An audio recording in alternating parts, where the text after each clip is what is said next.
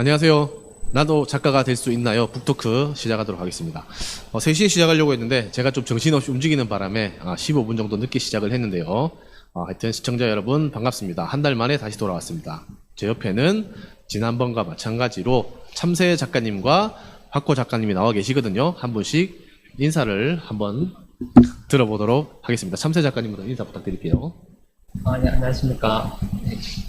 공항과 불안의 극복이라는 책을 쓴 참새 작가입니다. 오늘은 공황장애 극복까지라는 주제로 강의를 하고 이제 북토크를 하겠습니다. 반갑습니다. 네, 다음은 우리 박호 작가님. 안녕하세요. 보통의 삶을 쓴 박호입니다. 지난 시간에 이어서 오늘은 제 책에 있는 저의 이야기들을 중심으로 또 재미있는 얘기를 많이 나눠보고자 이 자리에 왔습니다. 반갑습니다. 네, 반갑습니다. 자, 오늘 북토크 진행되는 방식에 대해서 간략하게 설명을 해 드릴게요. 오늘 북토크는 총 1부와 2부로 나눠지는데요. 1부는 지난번과 마찬가지로 이 두 분의 작가님의 이제 이야기들을 들어볼 텐데, 지난번과 달리 이번에는 본인들이 쓴 책에 대한 내용, 그리고 본인들의 철학 이런 부분들을 좀 더 디테일하게 이야기를 들어볼 예정입니다. 그리고 한 분씩 참새 작가님부터 한 20분 정도 특강을 한 다음에 질의응답이 있으면 질의응답에 대해 답변하는 시간을 좀 가질 거고요.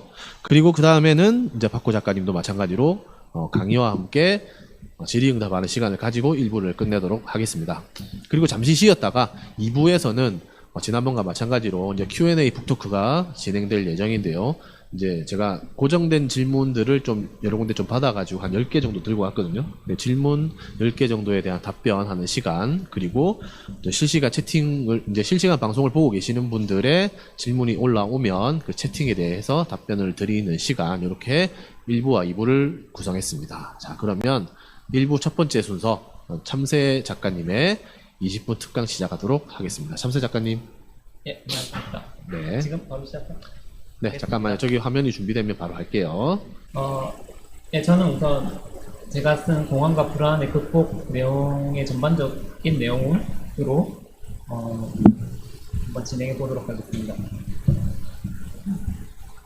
예, 요즘 최근 들어서 공황장애 때문에 좀 많이 힘들어 하시는 분들이 제 주변에도 되게 많아졌거든요. 일단 공황장애는 제가 증상을 PPT로 준비해봤는데, 어지럽거나 혹은 기절할 것 같은 느낌, 호흡이 가빠지고 숨쉬기가 힘들다, 맥박이 빨라지거나 심장이 마구 뛴다, 죽을 것 같은 공포, 미칠 것 같은 혹은 자제력을 잃게 될 것 같은 공포, 이런 느낌을 겪는 거를 공황이라고 하고, 이것 때문에 힘들어하는 걸 이제 공황장애라고 하는데, 저는 지금 제가 나이가 이제 40살인데, 정확하게 중학교 때 처음 이 공황장애 이 느낌이 왔었거든요. 그래서 정확하게 저는 기억나는 게 그때 96년도 9월 달에 이제 중 3학년 때, 그 전까지 어떤 불안이 있었겠지만, 그래도 이런 느낌을 되게 갑자기 받았었단 말이에요. 그래서 그때 만화책을 보다가 갑자기 이런 공황의 느낌을 처음 받아서 엄청 당황했던 적이 있었는데, 그때 그 만화책 내용이 어떤 주인공이 배를 타고 가다가 표를 하는 장면이었는데, 이때 주인공이 얼마나 무서울까 이런 상상을 하면서 갑자기 이런 느낌을 받았거든요. 그때 이제 처음에 이런 죽을 것 같은 이런 공포를 처음 느껴가지고 너무 놀래서 그 다음부터 좀 생활이 제대로 안 됐단 말이에요. 그 다음날에 학교도 가야 되는데 공부가 제대로 안 되고 집중도 안 되고, 또 이게 또 이런 느낌이 또 올 것 같다라는 이런 느낌, 이런 생각 때문에 이걸 전문용어로 예기불안이라고 하는데, 아무튼 이런 것 때문에 제가 일상생활을 하기가 엄청 힘들었거든요. 그런데 이때 당시에는 90년도, 그러니까 이때는 공황장애라는 말을 사람들이 거의 안 썼어요. 이런 개념이 있는지도 몰랐고, 그냥 이런 게 있어도 되게 좀 내가 불안한가 보다 하고 이렇게 넘기고 이런 일이 되게 많았는데, 실제로는 요즘 같은 경우에는 아마 이런 증상이 나타나면 사람들이 이제 이게 공황장애구나 라고 인지를 하고, 약을 먹으면 한 초기에 한 70% 정도 치료가 된다 하더라고요. 근데 그 이유가 뭐냐면 주로 사람들이 이런 증상이 올까봐 예기 불안 때문에 이제 불안해하는데 약을 먹으면 최소한 그 증상이 안 온다라는 건 아니니까 요즘 좀 그나마 다루기가 수월한데 저는 아무튼 이때 이게 뭔지 몰라서 되게 힘들었던 그런 경험이 있습니다. 제가 이게 분명히 이런 것도 다 원인이 있을 건데 제가 생각했을 때는 이 장면이 가장 떠오르거든요. 이 PT를 보면은 학교예요. 학교인데 제가 어느 날 학교를 가면서 엄청 힘들었던 기억이 한 번 있었거든요. 그 아침에 중학교 때인데도 그때는 이제 연합고사 때문에 좀 경쟁에 많이 시달렸었고 아침에 학교를 걸어가는데 아직 날이 밝지도 않는데 이렇게 학교에는 불이 이렇게 켜져 있고 저는 되게 아직 되게 왜소하고 어린데도 그때 당시 학교에 사물함이 없어가지고 그 책가방이 되게 무거웠단 말이에요. 그래서 그때 잠도 덜 깬 상태에서 제가 너무 힘들다 이런 느낌을 받았어요. 근데 아마 생각해보니까 지금 그게 좀 강박관념이 있었던 것 같아요. 왜냐면 제가 중학교 처음 갔을 당시에 첫 시험에서 성적이 되게 잘 나와가지고 초등학교 때 공부를 못하다가 갑자기 중학교 때 제가 그때 한 500명이 넘는데 전교 한 30등 정도 했었거든요. 그러니까 공부를 잘하는 편이었고 그때 학원 선생님이 이한이 조금만 더 열심히 하면 서울대 갈 수 있다 이런 말을 해가지고 제가 그래 맞다 나는 공부를 열심히 해서 꼭 서울대학교를 가야 된다라는 이런 강박관념 때문에 좀 공황이 왔던 게 아닐까 지금 생각해보면 이제 그런 생각이 드는데 사람들이 흔히 공황장애라고 하면 어떤 상황에서 이런 압박감이 크게 작용하는 것 같습니다. 저는 이제 학생이니까 이런 서울대를 가야 된다라는 압박감이 있었고 다른 뭐 회사 생활을 하거나 아니면 다른 사람들이 어떤 공황장애가 왔을 때는 내가 무조건 잘 돼야 된다, 성공해야 된다, 진급해야 된다, 혹은 뭐 이 정도 성적은 나와야 된다라는 이런 압박감 때문에 공황장애가 지금도 많이 오는 것 같습니다. 어쨌든 제가 생각했을 때 그 원인이 컸고 그리고 그때 당시에 제가 썼던 글인데 한번 읽어보겠습니다. 공황이 처음 올 당시 학교를 마치면 바로 학원을 갔고 수업을 다 마치면 밤 11시였다. 나는 경쟁에 시달렸다. 학원에서도 소수정예 반이었다. 항상 남들에게 뒤처지면 안 된다는 생각에 강박적으로 공부를 했다. 피곤한 밤이면 바람도 안 통하는 좁은 교실에 억지스러운 형광등이 쏟아지고 차가운 회색 벽과 뾰족한 책상, 화이트보드 샤프가 나를 사정없이 찔러댔다. 어리고 약한 내가 그 무게를 너무 무리해서 끌고 갔던 것일까? 공황으로 인해 내가 죽을 수도 있겠다는 생각이 드니까 아무것도 할 수 없었다.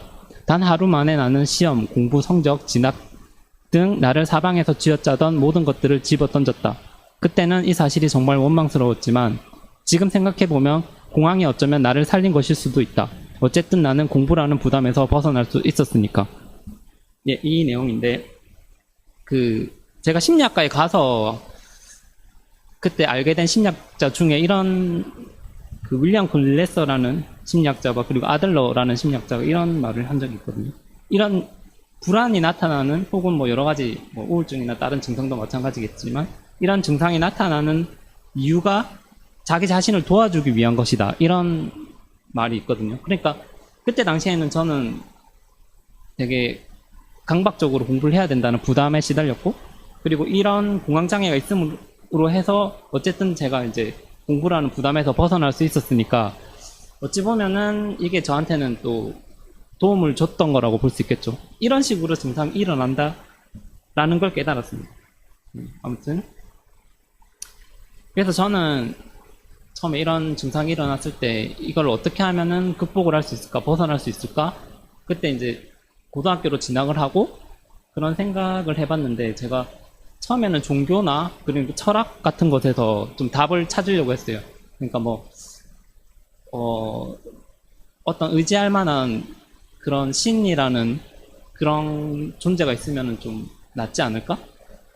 그리고 되게 훌륭한 철학자들의 말을 귀담아 들으면은 좀 낫지 않을까라고 생각을 했는데 이게 저는 종교가 좀 잘 안 믿어지더라고요. 그러니까 이게 막 이렇게 목사님들이 여러 가지 옛날에 뭐 어쨌고 뭐 옛날에 예수님이 뭐 그런 기적을 행했고 뭐 이런 것들이 잘 안 믿어졌고 그리고 철학이나 이런 부분들에 있어서도 나는 엄청 지금 불안한데 그 사람들은 어떤 추상적인 그런 개념들을 계속해서 이야기하는 모습, 계속해서 성각에 대해서만 이야기하고, 뭐 어쨌든 그래서 제가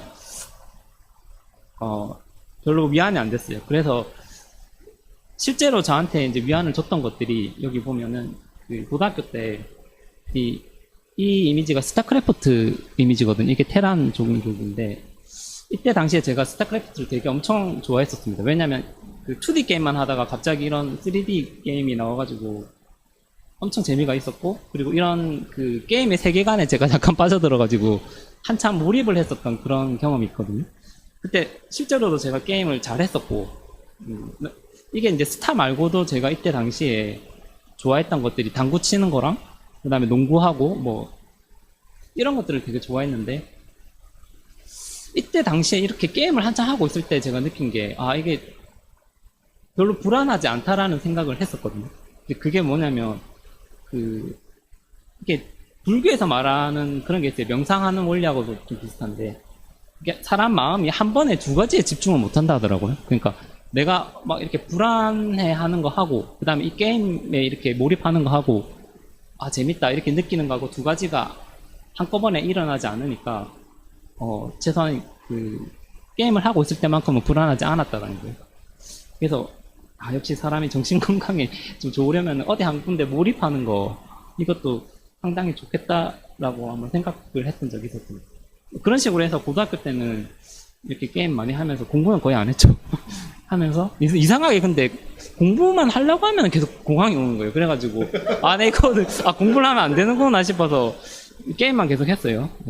근데 제가 근데 재수가 좋게도 대학교를 들어갔단 말이에요. 그래가지고 이 경남대학교 전경입니다. 경남대학교 전경인데, 저는 당시에 저는 제 자신의 병을克服하기 위해서 심리학과를 가야 되겠다. 거기서 이제 내 마음을 한번 분석해봐야 되겠다. 이렇게 해서 그 심리학과가 있었던 사회과학부라는 학부에 들어갔습니다. 이게 그때 당시에 저희는 인문대였고, 이게 한참 4월에 벚꽃이 핀 학교 전경인데 실제로 보면 엄청 예쁩니다. 그래서 저는 제 경남대학교를 정말 좋아하는데, 아무튼 이날 2001년도에 제가 새내기였는데, 이날 저는 아침에 항상 여자친구의 모닝 문자로 하루를 시작했어요. 아침에 일어났냐? 지각하지 말고 빨리 와라. 여러분 이런 거 받아보셨을지 모르겠지만, 아무튼 이렇게 되게 엄청 기분이 좋은 상태에서 제가 학교에 등교를 하면, 이 교문에서 이 나무를 지나서 여기 인문대 입구까지 제가 걸어오면은 진짜 한 10명이 넘는 사람들이 저한테 인사를 합니다. 반갑다. 오늘 어디 가냐? 오늘 저녁에 뭐 하냐? 오늘 점심 먹자. 뭐 이런 식으로 계속 이야기하고, 학교에 들어가면 애들이 원식아 내가 자리 다 맡아놨다. 이쪽에 와서 앉아라. 아니다 이쪽에 와서 앉아라. 이러면서 계속해서 저랑 같이 놀자고, 같이 앉자고 이렇게 했었던 그 기억이 있는데, 제가 이 말씀을 왜 드리냐면, 대학교 때는 제가 너무 재미가 있었어요. 그러니까 이렇게 애들하고 노는 것도 재미가 있었고, 사람들이 이렇게 나를 막 좋아해주고 챙겨주고 이런 것들이 너무 좋았어요. 근데 어느 날 제가 그날도 이제 술을 마시고, 제 생일날에 한 번은 사람들이 이제 네 생일인데 같이 술 마시자 뭐 이렇게 해서 술자리가 되게 커졌는데, 딱 보니까 술집 전체가 제 지인들로 다 찰 정도로 이렇게 엄청 많더라고요. 그래가지고 그날 제가 술을 엄청 많이 마시고 집에 오면서 뭘 느꼈냐면, 진짜 이게 공황이 다 나았다라고 느낄 정도로 너무 이렇게 하나도 공황이 안 느껴졌거든요. 그때 제가 썼던 그 글이 있는데 잠깐 읽어보면, 그런데 내 병은 어디 갔지? 없잖아. 그러고 보니 공황증이 분명히 다 사라졌습니다. 명상이나 단전호흡이나 약물이나 인지치료도 없었는데 사라졌습니다. 그때만큼은 행복의 근원을 이너피스, 내면의 행복을 강조하는 틱나탄이나 달라이라마 등의 그런 명상도 나의 그런 외부적인 행복보다 강렬하거나 짜릿하지 못했을 것이라고 확신했습니다. 수많은 사람들이 행복은 고요한 내면에서 오는 것이라고 했지만, 사실 행복은 낭만 섞인 캠퍼스 속의 내 20살의 앳된 얼굴과 패션과 예쁘고 달콤한 여자친구와 그리고 포트리스 캐논 탱크의 콩알 같은 것에서 강하게 온다는 것을 경험으로 알았습니다. 예, 이게 당시에는 이제 포트리스 게임도 많이 하고 그 여자친구랑 놀고 또 노래방에도 많이 가고 이런 모습들에서 공황이 하나도 안 느껴졌다는 건데, 제가 여기 말씀드리고 싶은 것은 당시 뭐 생각해 보면은 20살짜리가 뭐가 걱정했겠습니까? 뭐 아무 뭘 해야 된다라는 의무도 없고 그냥 오로지 그냥 학교에서 재밌게 놀고 이것밖에 없으니까, 이렇게 외부적인 조건이 완벽하다고 생각했어요. 그냥 20살이 느낄 수 있는 그 행복이라는 게 그때만큼은 공황이 안 일어난다. 그러니까 어떤 사람이 어떤 위치에 있더라도 그 사람이 뭐 이렇게 외부적인 조건이나 이런 게 모든 게 다 완벽하다면은 회사원이 계속 뭐 승진을 한다든지 뭐 사업하는 사람들이 계속해서 뭐 장사가 잘 된다든지 이런 상황에서는 뭐 공황이 안 일어난다라고 저는 그때 확신을 했었습니다. 이런 외부적인 조건이 좋으면 공황이 안 일어난다. 이거를 설명을 드리기 위해서 그렇게 했었고, 그 다음에 제가 이제 공황이 괜찮다가 다시 오기가 시작한 때가 언제였었냐면, 군대에 제가 공익을 갔었어요. 군대에 있으면서 군대 한 후반쯤 되니까 살살 걱정이 되는 거. 이게 다시 복학하면 이제 뭘 해야 되나. 그리고 저 미래에 대한 생각이 많아지고, 또 거기 같이 있으면서 공무원들이 은근히 좀 자기들끼리만 노는 거예요. 공익하고 같이 안 놀아주고.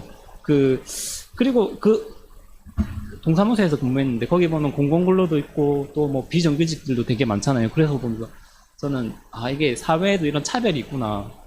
나도 이제 열심히 해서 공무원이 됐으면 좋겠다라는 이런 인식 같은 게 들기 시작하면서 뭔가 좀 생각이 복잡해지고, 그러면서 사실 좀 증상이 안 좋아지기 시작하더라고요. 그래서 이제 대학교 후반 때쯤에는 다시 좀 살짝 안 좋은 시기가 있었는데, 그때 제가 병원을 한번 찾아간 적이 있습니다. 일반적인 약물 치료는 그냥 약만 먹으면 되는 건데, 좀 제일 대표적인 공황장애 치료 방법이 인지행동 치료라는 게 있거든요. 그게 이제 한 2달 과정에 그때 당시 80만 원이었어요. 다행히 저희 집이 잘 살아가지고 그래 치료 받아라 이래가지고 2달에 일주일에 한 번씩 모이는데 8번 정도 모였는데 제가 80만 원을 주고 그 프로그램을 신청을 했습니다. 그때 제가 의사 선생님이 이렇게 이런 벤 다이어그램이라나 이런 표를 되게 강조를 하시더라고요.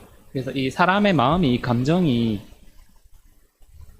영향을 미치는 것들이 이렇게 생각과 행동과 생리 이 3가지가 있다라고 하면서 공황장애를 극복하는 방법에 대해서 설명을 해주셨습니다.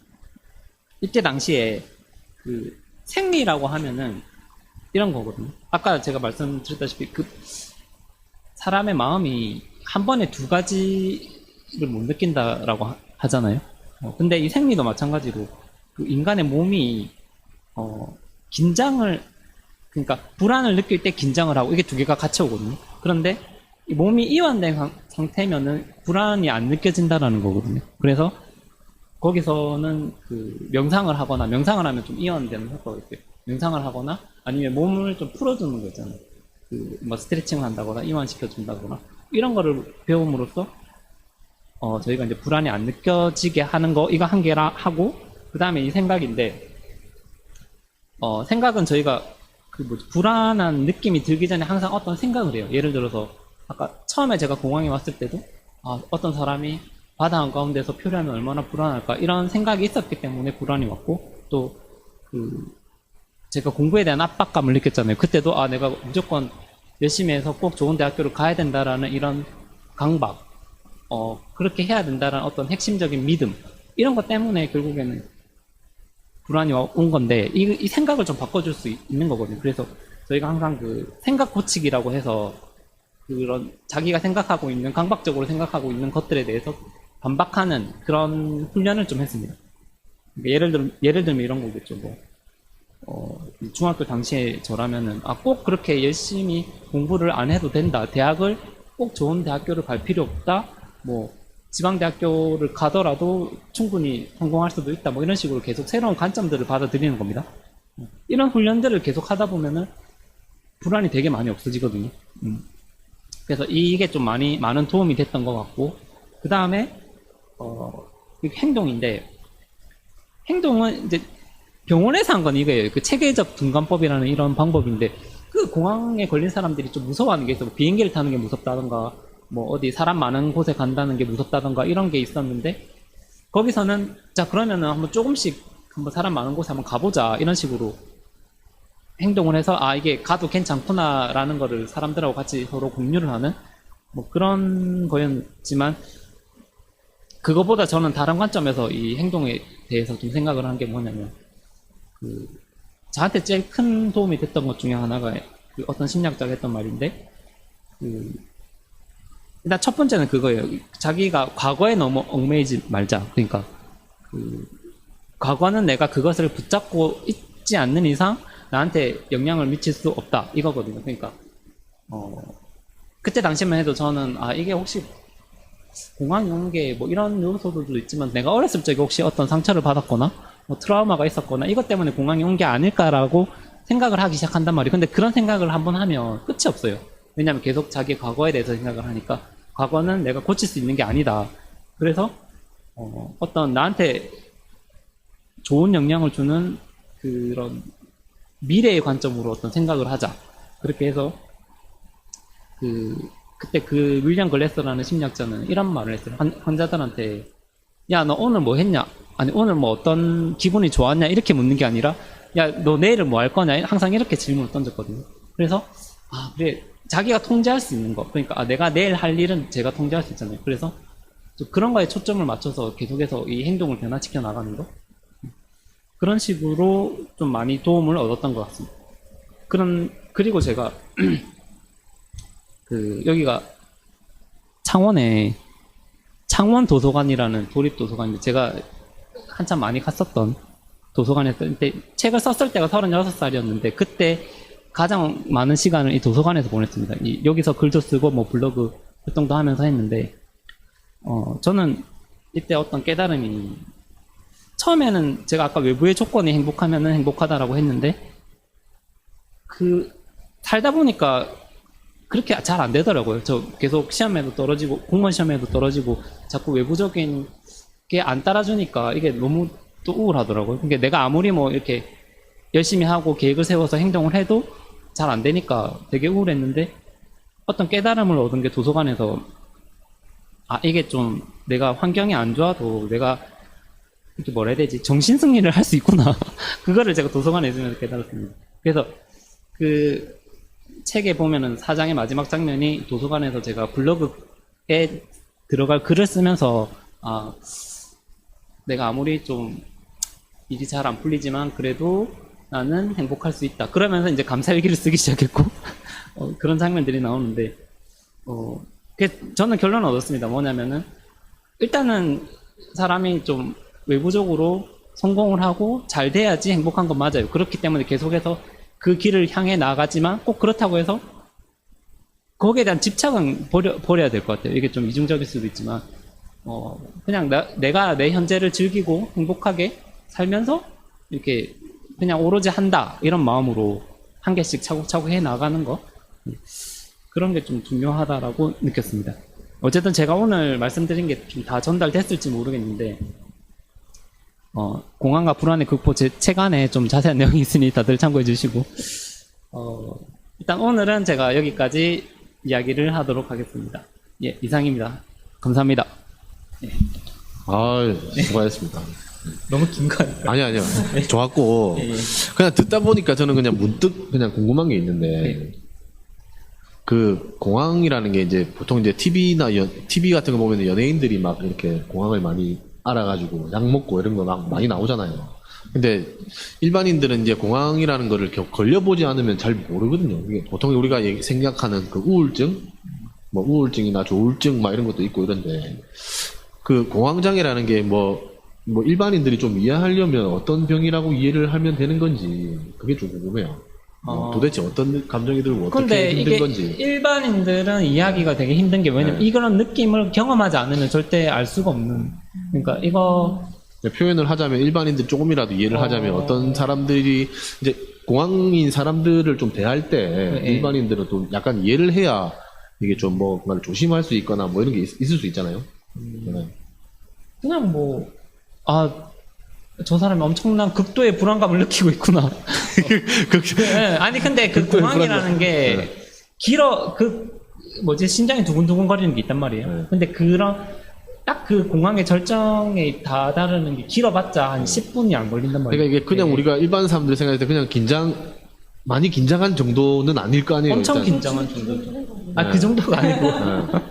저도 여자 만나면 두근두근 아니, 거리거든요. 그냥 그런 정도가 아니라, 진짜 죽을 것 같은 공포가 느껴질 네. 때가 있어요. 이게 내가 진짜 더 이상의 어떤 갈 데가 없다라는 그런 모든 게 사방에서 나를 쪼여오는 이런 압박감, 스트레스의 그냥 절정이라고 볼 수도 있겠죠.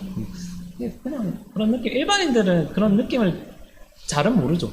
근데 그냥 이해를 해주셨으면 좋겠어요. 내가 그런 사람이 저렇게 좀 많이 불안해하고 이럴 때 네. 가면 일반인들이 만약에 내 주변에 이렇게 내가 지금 참새 작가님이랑 뭐 하다가 갑자기 공항에 와서 불안해 하잖아요. 예를 들어. 예. 그러면 어떻게 해줘야 돼요? 그러면 좀 그냥 쉬게 해주면 됩니다. 그냥 네. 놔두면 됩니까? 네, 그냥 잠깐 쉬다 온나. 네. 지금 이거 뭐 할 필요 없다. 쉬다 온나. 뭐 잠깐 뭐 좀 바람 좀 쐬고 온나. 이런 식으로 하면은 뭐 한 10분 정도 지나면 괜찮아지니까. 그럼 따로 네. 이제 뭐 할 건 없고 네, 그렇죠. 뭐 그냥 약 냅둬야 있으면 된다. 약 먹어라. 네. 그러니까 그거를 할 수 있는 게 없네요. 우리가. 그러니까 그거를 그냥 좀 배려만 해주시면 되죠. 근데 뭐 공항이라고 하는데 굳이 와가지고 이거 해라 이렇게 하면은 더우니까 그냥 좀 잠깐 쉬었다 하자 뭐 이런 식으로 해주면 뭐 충분히 괜찮을 것 같습니다. 채팅에 하나 이제 찬찬찬님이 예. 네. 지금은 완전히 공황 장애가 극복됐는지 몇 프로 정도 회복됐는지 궁금하다는데. 저가 지금 이제 병원을 안 간 지가 한 몇 년 정도 됐거든요. 근데 그 갔을 때도 솔직히 이런 게 좀 있어요. 공황은 없는데 이제는 그래도 약은 좀 들고 다녀야 되겠다 이런 마음이 좀 있거든요. 약을 지금도 가면 들고 다녀요? 한 개 있어요, 한 개. 있긴 있는데 항상 한 개는 들고 다니거든요. 그러니까 혹시나 내가 뭐 갑자기 공황이 오면 그냥 약을 먹겠다 이런 마음으로 비상용으로 한 개는 들고 다니거든요. 그 약을 네. 저 공항에서 먹으면 안 되죠. 아니, 예, 먹어도 죄송합니다. 상관없고. 죄송합니다. 엄청 불편한 상황이 있을 때는 이제 그 공황장애가 좀 신경이 되게 예민하다 하더라고요. 일반인들보다. 그래서 좀 그렇게 민감한 사람들이 좀 먹는 경향이 있는 것 같아서. 근데 그 약을 먹으면 좀 안정이 되니까 그게 좀 괜찮아지니까. 아무리 좀 불안한 상황에서도 괜찮아지니까. 뭐 이렇게 가볍게 생각하면 또 별거 아닌데 좀 그런 사람들이 보면 생각이 되게 많거든요. 약간 좀 마인드 컨트롤을 잘해야 되네요. 그렇죠. 뭐 그냥 근데 저도 살짝 좀 예민해가지고 저는 가끔 이제 뭐 자려고 누웠는데 뭐 하나가 이제 생각을 하나씩 하기 시작하면은 그게 이제 꼬리에 꼬리를 물고 잠을 못 자는 불면증에 시달리거든요. 맞아요. 그런 경우도 좀 많은데 좀 저 같은 사람도 그런 게 공황이 올 수도 심해지면은 공황이 되는 겁니다. 예, 그런데 저도 위험할 수 있네요. 누구나 다 걸릴 수 있죠. 왜냐면 평생에 한 번 공황을 경험하는 비중이 30% 미국에서는 기준으로 10명 중에 3명이 그러니까 많이 경험을 하는 거예요. 그러니까 그런 상황인데 거기다가 극도의 스트레스까지 오면 그러니까 내가 뭐 다음 달에 당장 뭐 월세를 내야 되는데 이게 안 될 것 같다. 사업비가 들어와야 되는데 이게 안 채워질 것 같다. 이렇게 계속 압박이 쌓이다 보면은 자기도 모르게 그런 불안감이 터져 나오거든요. 그거에 대해서 자기가 좀 느긋하게 생각해도 된다. 뭐 이런 식으로 좀 평소에 마인드 컨트롤 해야 되겠죠? 그래서 몇 프로 정도 회복되는지 궁금하다. 질문은 몇 프로 정도 회복되는지 궁금하다는 거예요. 처음보다는 엄청 한 90% 이상? 한 95% 거의 이상 다 다 회복되지 않았나? 이런 생각이 듭니다. 하여튼 저도 좀 조심해야겠네요. 저는 암도 경험했는데 공황까지 경험하면 진짜 못 살 것 같아요. 그냥. 어쨌든 오늘 참새 작가님의 이야기를 잘 들었고요. 다음은 그러면 이제 우리 박호 작가님의 이야기를 한번 들어보도록 하겠습니다. 안녕하세요. 박호가 돌아왔습니다. 지난 시간에 이어서 이렇게 또 기회까지 불러주셔서 너무 감사합니다. 지난번에 또 봐주신 분들도 계실 거고 오늘 또 처음 보시는 분들을 위해서 간단히 저의 소개를 하면 저는 글 쓰는 피아니스트 박호입니다. 네, 글도 쓰고 피아노도 치는 사람이에요. 제가 쓴 글은 보통의 삶이라는 이름을 가진 책인데요. 보통의 삶. 그냥 저의 얘기가 들어있는 책이에요. 저는 보통 저의 이야기 일상 그리고 모두가 읽었을 때 그냥 가볍게 그냥 웃고 넘길 수 있는 가벼운 글을 주로 써요.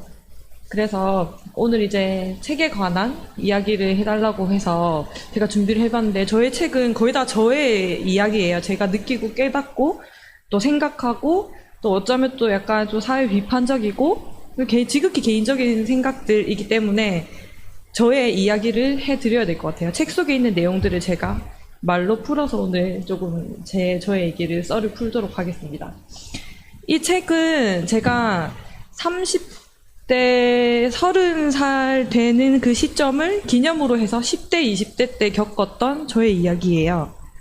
그래서 얼마 전에 누가 저한테 이런 얘기를 하더라고요. 그래, 니는 뭐 책 한 권을 넘길 정도로 그렇게 많은 일들을 겪고 다사다난하고 질풍노도의 그런 삶을 살았지, 이렇게 얘기를 하더라고요. 그래서 그렇지 이러면서 커피 마시면서 그런 얘기를 한 적이 있는데, 저는 간단히 이제 제가 살아왔던 그런 제 프로필을 소개하면 저는 피아노 전공을 했고 이렇게 쭉쭉쭉쭉 뭐 이런 그냥 열심히 살았어요.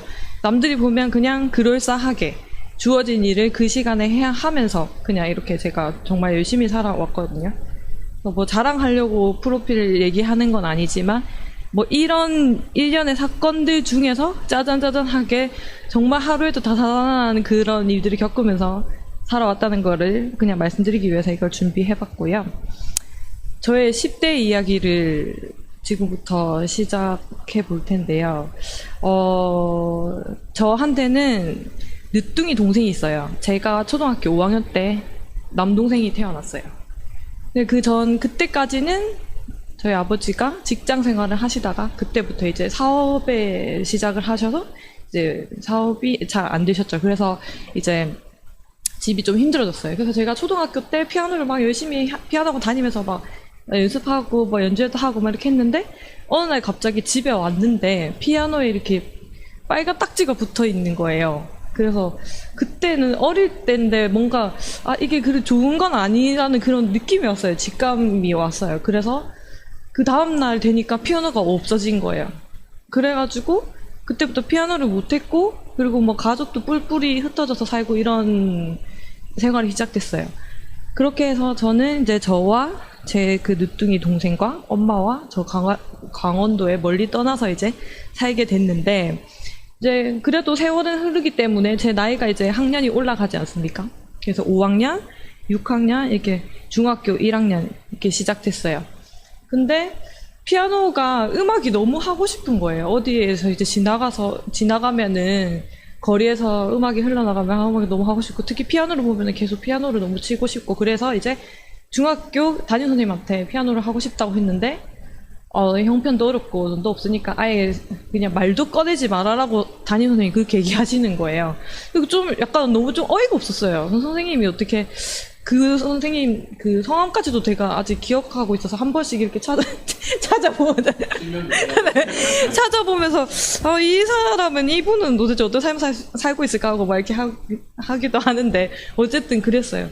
그래서 네 그래서 어렸을 때부터 저한테 뭔가 돈이라는 거는 뭔가 나한테 없는 것이지만 그게 없으면 아무것도 할 수 없는 거구나라는 게 이렇게 가슴에 이렇게 깊이 박혀서 그게 너무 이해가 안 되는 거예요. 저는 그게 안 받아들여지는 거예요. 그래가지고 이제 뭐 어쨌든 세월이 흘렸죠. 그래서 피아노를 이제 안 하고 중학교 2학년이 돼서 제가 다시 김해로 왔거든요. 원래 부산에서 살다가 강원도 갔다가 뭐 어떻게 하다가 김해를 왔어요. 김해를 왔는데 중학교 2학년 때 친구가 피아노를 치는데 이제 전공을 하는 필로 막 피아노 치는 거예요. 그래서 그걸 보고 내가 이번에는 진짜 해야 되겠다. 한다고 내가 졸라야겠다 해가지고 부모님을 졸라가지고 그냥 뭐 학원에 가서 하는 거는 그렇게 비싸지 않으니까 중학교 6학년 때 학원을 갔어요. 갔는데 이제 뭐 다들 아시겠지만 피아노를 오래 치면은 기억이 잘 안 나요. 기억도 잘 안 나고 또 연습도 굉장히 많이 해야 되고 완전 그게 초등학교 때랑 하는 거랑 그게 다르기 때문에 완전히 그랬는데도 너무 재밌는 거예요. 그래서 전공을 해야겠다. 고등학교는 꼭 예고를 가고 싶다라는 꿈이 생겼는데 학원 원장 선생님이 안 된다고 했죠. 네 실력으로는 되지도 않고 뭐 형편으로도 되지도 않고 또 안 된다고 하는 거예요. 근데 뭐 저는 해보겠다고 했어요. 그래가지고 열심히 뭐 시험을 치고 뭐 또 공부도 준비해가지고 뭐 고등학교를 예고를 합격을 해서 들어가게 됐어요. 결국에는 들어갔는데 이제 들어가니까 완전히 이게 다른 거예요. 그러니까 저는 열심히 해서 갔지만 그 전부터 정말 열심히 해왔던 아주 초등학교 1학년 때부터 혹은 그 전부터 열심히 했던 친구들이 다 있는 거예요. 그리고 뭐 학교에서 학부모 회의 이런 거 하면은 운동장이 반짝반짝반짝해요. 좋은 차들로 꽉 채워져서. 근데 제가 이렇게 티코를 보여드린 이유가 저희 엄마가 티코를 타고 다니셨거든요. 그래서 저를 맨날 이 티코를 타고 이제 뭐 픽업을 해주셨어요. 학교 앞에까지. 근데 이제 우리는 창피하잖아요. 엄마랑 나는 창피해서 막 학교 저 멀리서 데려줘서 한참 걸어 올라가고 막 이랬었어요.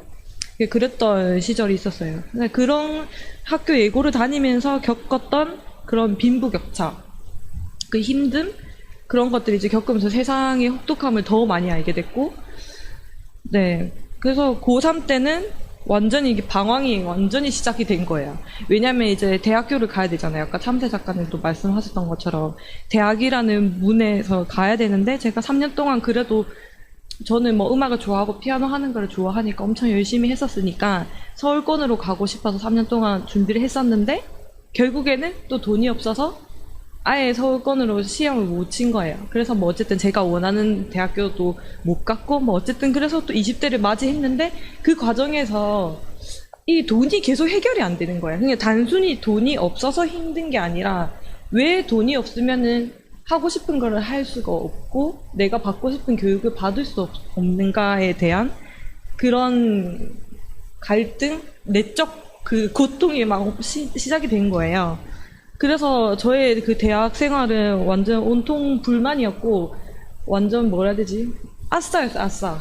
그래서 친구들하고 막 몰려서 뭐 하고 뭐 MT를 간다거나 막 이런 것도 싫었고 그럴 상황도 안 됐었고 그래가지고 그냥 오직 그냥 연습실에 처박혀서 피아노 연습하고 막 이런 즐거움밖에 없었거든요, 저한테는.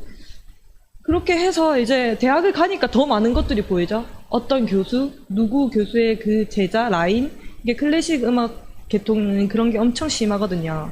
그리고 그 라인에 어떻게 서느냐에 따라서 앞으로의 대학을 졸업하고 뭐 유학을 갔다 와서 어떤 길을 가고 뭐 어디를 출강하고 이런 게 다 정해지기 때문에 다 엄청 중요하고 남들은 거기 길을 써서 어떻게 뭐 떨어지는 콩고물이라도 이제 받으려고 이렇게 하는데 저는 그냥 싫은 거예요. 그냥 그런 것도 싫고 받아들여지지도 않고 어떻게 보면 그래도 우리나라 사회에 있는 문화고 뭔가 관례라면 관례인데 저는 그게 안 받아들여지는 거예요.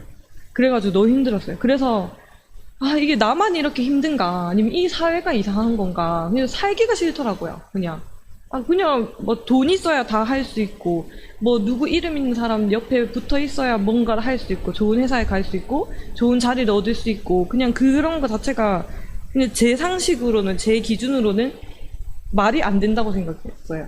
그냥 못 받아들인 거죠. 그래서 처음에는 삶을 포기하려고 했다가 좋은 기회가 생겨서 한국을 이제 떠나게 됐죠. 독일로. 독일 가서 이제 유학 생활을 하는데도 보통 다른 사람들은 이렇게 음악 전공해서 독일 가는 사람들이 이제 유학원을 통해서 간다거나 이런 어떤 또 뭐 암묵적인 그 룰이 있거든요.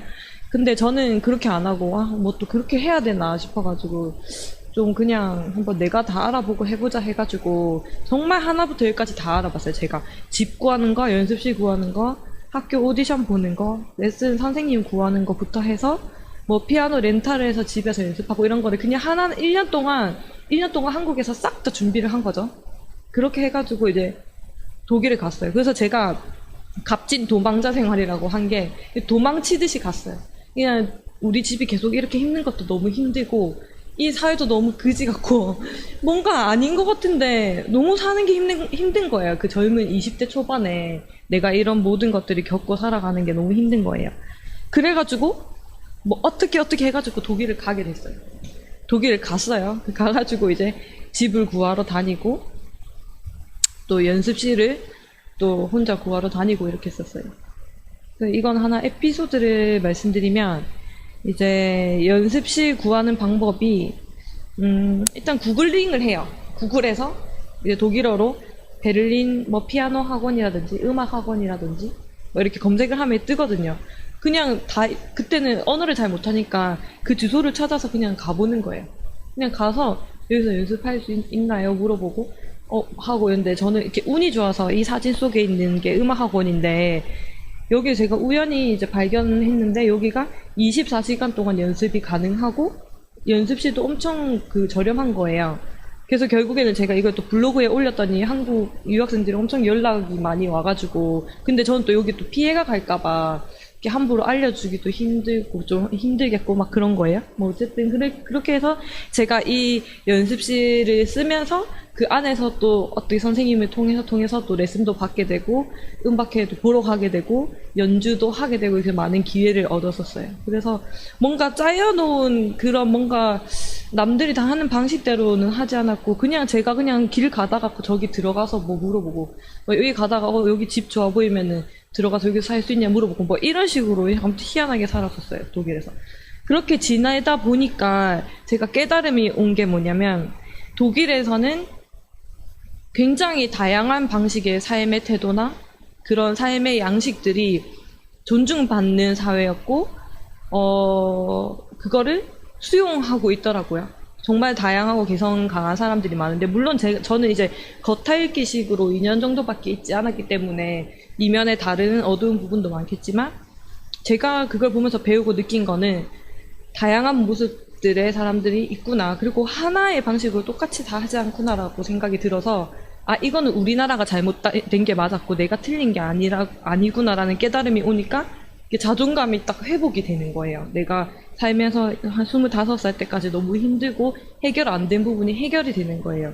그래서 저는 지금도 생각하는 게 한 나라가 잘 굴러가고 있나 안 굴러가고 있나를 판단할 수 있는 것이 얼마나 다양한 삶의 방식이 존재하느냐 그건 것 같아요. 다양한 사람들이 많이 살 수 있고 그 사람들이 존중받는 사회는 좀 우수하고 좋은 사회인 것 같은데 우리나라는 아직까지는 아닌 것 같아요. 많이 변하고 있긴 하지만 어쨌든 저는 그래서 독일에서 그렇게 우울하게 살았던 20대 그런 청춘을 정말 소소한 하나하나 그 보통의 하루하루가 쌓여서 큰 깨달음이 온 거죠. 그래서 이렇게 살면 안 되겠다라는 생각이 드는 거예요. 독일에서도 막 저는 석사하고 박사할 생각으로 가서 막 시험도 치고 이렇게 했는데 내가 결국 여기서 학위를 따서 한국에 돌아갔을 때 그럼 가면 또 똑같이 해야 되는 거잖아요. 그래서 그렇게는 살면 안 되겠고 그냥 한국에 가서 그냥 내가 하고 싶은 대로 하고 살아야겠다 이 생각을 한 거예요.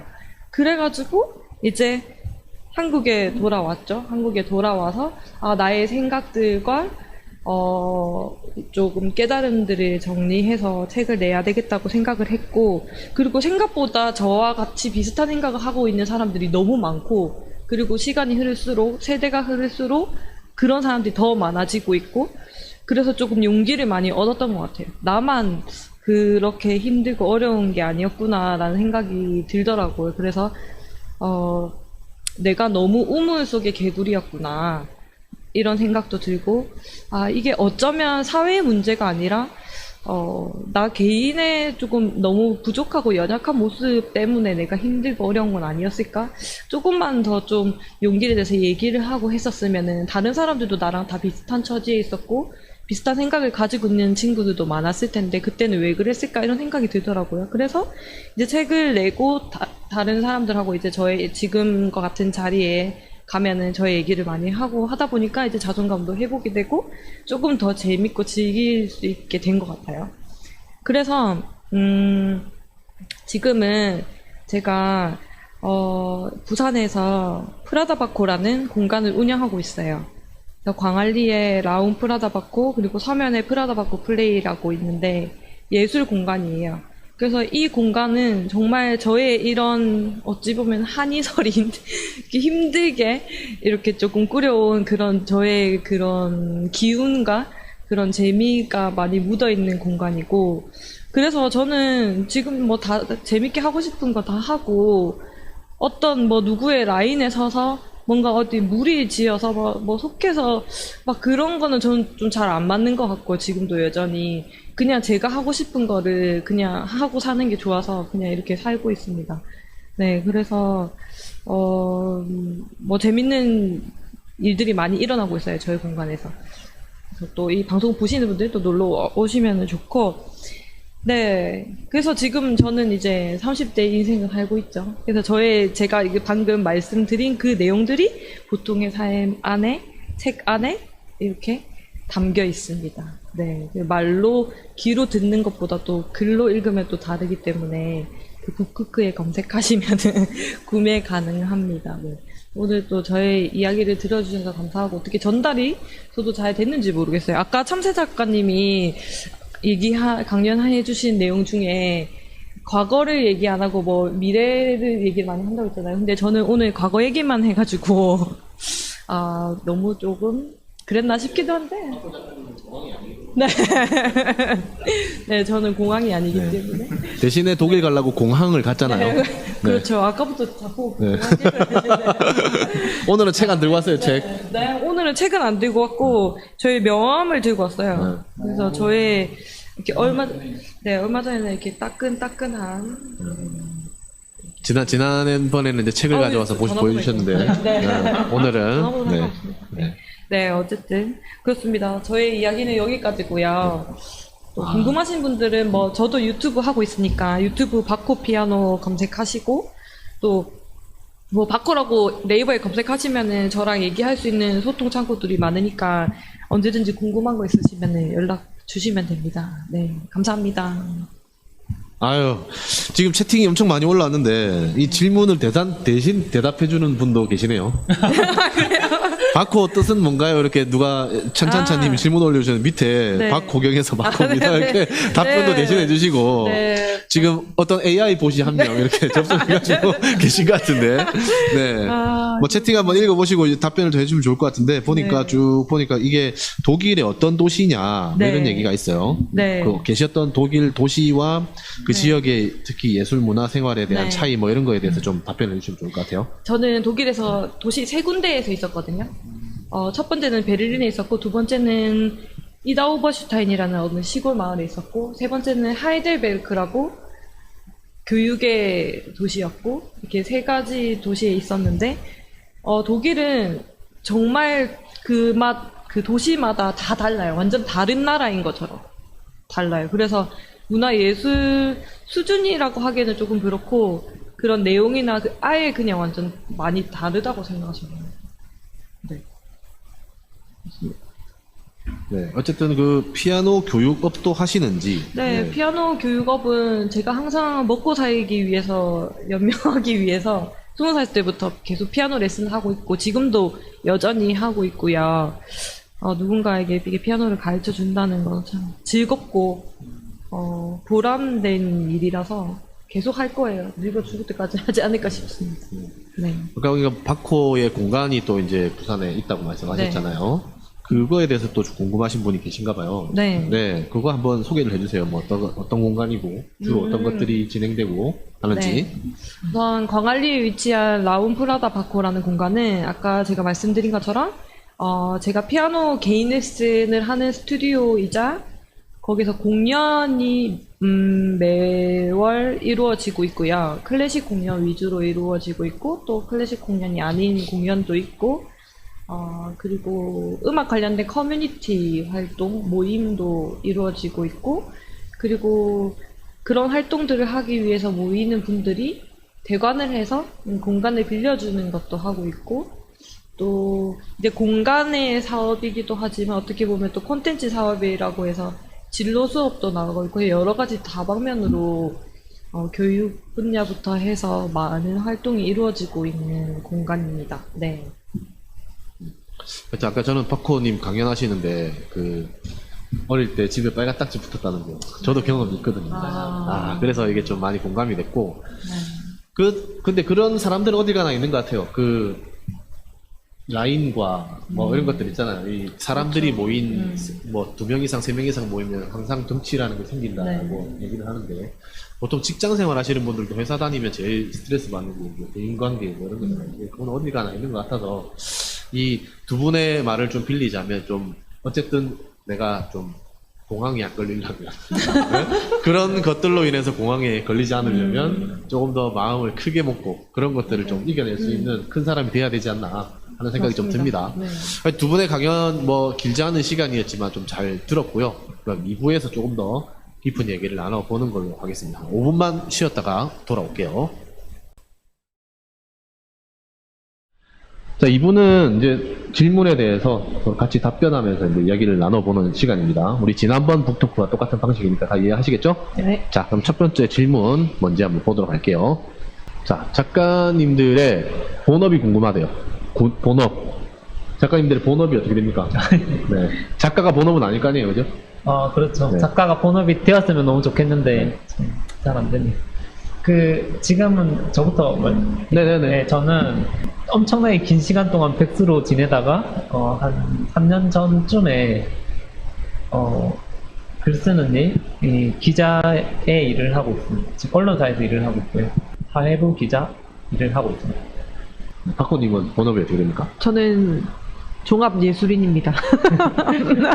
종합예술- 종합예술인입니다. 종합예술인 뭐죠? 종합예술인. 뭐 시키면 다 하는 종합 그건 잡부 아니에요, 잡부. 잡부기도 하죠. 네. 저는 주로 피아노 관련된 일은 뭐 거의 다 하고 있습니다. 가르치는 것부터 해서 연주하는 거, 피아니스트로 활동하고 있어요. 아니, 지금 아까도 다음 이제 제가 기획자지 않습니까? 네. 다음에 뭐 기획하는 지금 머릿속에 있는 아이템 중에 하나가 이제 그때는 프로 N잠 그건 알죠. 네. 프로 N잠러들을 모셔다가 또 이야기를 나눠보는 시간을 한번 가지면 재밌겠다 이런 생각을 하고 있는데 네. 박호님은 종합예술인이니까 다음에 할 때 또 괜찮네요. 모셔야겠네요. 네. 좋습니다. 프로 N잠러들. 네, 좋습니다. 뭐 본업 이제 작가들은 보통은 아마 이게 다 본업이 작가로만 사는 분들은 거의 없을 거예요. 그래서 유시민 작가님 정도 되면 뭐 본업으로 사시겠지만 유시민 작가님도 사실 작가만 하고 있진 않잖아요. 되게 글만 써가지고 좀 먹고 살기는 사실 좀 어려운 감이 없잖아 있는 것 같습니다. 그죠? 자, 그럼 다음 질문 한번 볼게요. 바로 넘어갈게요. 자, 다음 질문 띄워주세요.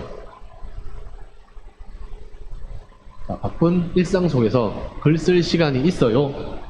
라는 질문인데, 이거는 아마 그러면 될 것 같아요. 본인들이 이제 글 쓰는, 작가분들이 다 글 쓰는 방식이 다르잖아요. 몰아 쓰는 사람도 있고, 약간 좀 나눠서 쓰는 사람도 있고, 다양할 텐데, 근데 본인들은 가면 글을 언제, 어떻게 시간을 내서 좀 쓰고 있는지, 이런 얘기를 좀 해주시면 될 것 같습니다. 네, 우리 이번에는 가면 박호 작가님부터. 저는 짬짬이 쓰고 있어요. 그냥 불현듯 영감이 떠오른다거나 뭔가 불만이 생기는 일이나 너무 막 기쁜 일이 생기거나 이러면은 바로바로 그때그때 짧게라도 글을 적어놔요. 네. SNS에 감성글 싸지르는 것처럼 약간 그런 건가요? 약간 그렇죠. 어차피 제 글은 그렇게 깊이가 있는 글이 아니기 때문에 누구나 가볍게 읽을 수 있는 글이기 때문에 브런치나 뭐 손글씨로 해서 적어 놓는 경우도 있고요. 그렇습니다. 그래서 이제 그 짧은 글들이 모여서 이제 좀 긴 글도 되고 조금 가공이 되어가지고 수정이 되고 보완이 돼서 이제 조금 더 긴 글로 완성되면 또 하나 올리고 SNS에 이런 식으로 하고 있어요. 그때 생각날 때마다 네. 한 문장, 두 문장씩 하면 그렇게 쓴다는 얘기인가요? 네, 맞아요. 네. 한 문장, 두 문장씩 이렇게 모인 글이 한 편으로 모아지는 내용이 맞아야 되잖아요. 네. 그러니까 그게 꼭 그 문장끼리 연결한다기보다 그 소재를 기억해 놓고 있는 거죠. 그때 기분이나 감정이나 그런 것들을 짧게라도 해놓으면은 이제 다시 쓸 때 이제 긴 걸로 되는 거죠. 다시. 네.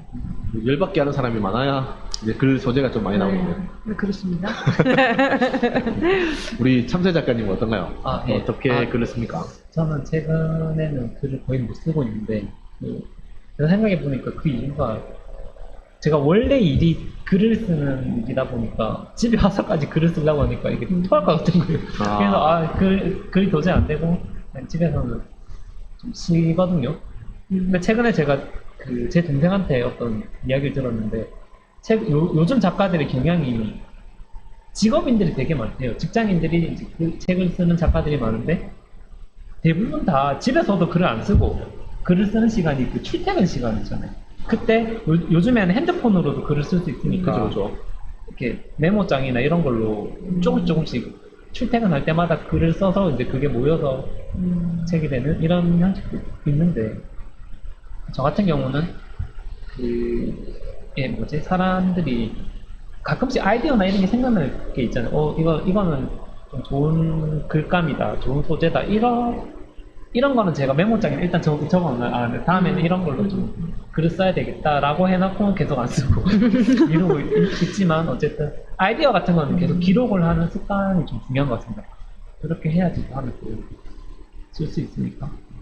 아무튼 요즘은 되게 편리해서 아마 일반인들도 쉽게 이제 접근성이 좀 좋은 것 같습니다. 핸드폰으로 쓰면 되니까. 아니, 이제 작가들은 보통 이제 블로그나 이런 거 보면은, 저도 이제 블로그를 하지만은, 그런 말이 있어요. 약간 좀 지저분한 말일 수도 있으나, 요즘에는 블로그 하는 분들 1일 1포스팅 이런 얘기 많이 하잖아요. 근데 요즘에 이제 사실 1일 1포스팅 하는 게 진짜 쉬운 게 아니거든요. 이걸 글을 한 편씩 써야 된다. 맞아요. 그게 요즘에 참새 작가님 말씀처럼 이렇게 핸드폰으로 쓸 수 있다 보니까, 요즘에 1동 1포스팅이라고. 들어봤습니까? 똥룸에서 네, 화장실에서 혼자만의 시간을 약간 이렇게 보내는데, 어차피 할 거 맨날 스마트폰 가지고 막 이렇게 유튜브 보면서 싸거나 이렇게 그렇잖아요. 근데 그럴 때 블로그도 요즘에 이제 쓸 수 있고 하니까, 그렇죠. 1동 1포스팅이라고 이렇게 농담 삼아 그런 얘기를 많이 하긴 하는데, 저는 근데 사실 진짜로 네. 화장실에서 네. 가끔 이제 포스팅 발행을 하기도 합니다. 아, 근데 네. 이게 시간을 되게 효율적으로 쓸 수 있어서 좋은 것 같아요. 이거는 어느 네. 시간보다 네. 효율적으로 쓸 수 있는 것 같아요. 출퇴근 시간, 뭐 대중교통 하시는 분들 그래 말씀하신 것처럼 1동 1포스팅도 한번 적극 추천 제가 드리도록 하겠습니다. 좋은 정보 감사합니다. 네네. 네. 다음 질문 넘어가 볼게요. 다음 질문 뭘까요? 어떻게 해야 글을 잘 쓰죠? 어떻게 해야 글을 잘 쓰죠? 그러니까 이게 아까 질문이랑 약간 좀 연결되는 것 같은데, 이제 본인만의 글 쓰는 노하우 뭐 이런 게 있겠죠. 뭐 저 같은 경우는 보통 글을 어떻게 쓰냐면, 이제 저는 보통 시간 순으로 좀 주로 많이 써요. 저는 보통 제 경험을 쓰다 보니까 시간 순으로 이렇게 쭉 쓰는데, 보통 사람들이 A4지 뭐 한두 장 정도씩 이렇게 한 분량씩 쓸 때 이만큼 쓰려고 하면은 어렵잖아요. 그래서 저는 또 그거를 또 문단으로 여러 개 나눠지면 문장이 한 두세 개 정도 합쳐지면 한 문단이 되잖아요. 그 문단을 하나 완성하는 거 정도? 그렇게 해서 그 문단을 한 10개 정도 쓰면은 이제 한 편이 완성되는 거예요. 그렇게 좀 짧게 이렇게 생각을 해서. 그러니까 트위터가 짧은 글이잖아요. 몇 자죠? 그러니까 트위터가 몇 자 못 쓰잖아요. 트위터를 하나 쓰면은 그게 한 문단인 거예요. 그거를 10개 쓰면은 되고, 그 10개짜리를 예를 들어 한 뭐 10개 쓰면 제각몰이 된다 뭐 이런 식으로 좀 나누어서 분리해서 생각하면서 좀 글 쓰는 습관이 있는데, 뭐 이런 식으로 본인들 이제 작가님들은 어떻게 쓰는지 좀 얘기를 해주면 좋을 것 같습니다. 참새 작가님 어떻게 씁니까? 글을 쓴다라기보다 처음에 제가 했던 거는 그냥 저 자신을 표현하고 싶다라는 이런 욕구 때문에 글을 쓴 거고, 우선적으로는 자기가 좀 하고 싶은 이야기들이 있어야 되겠죠.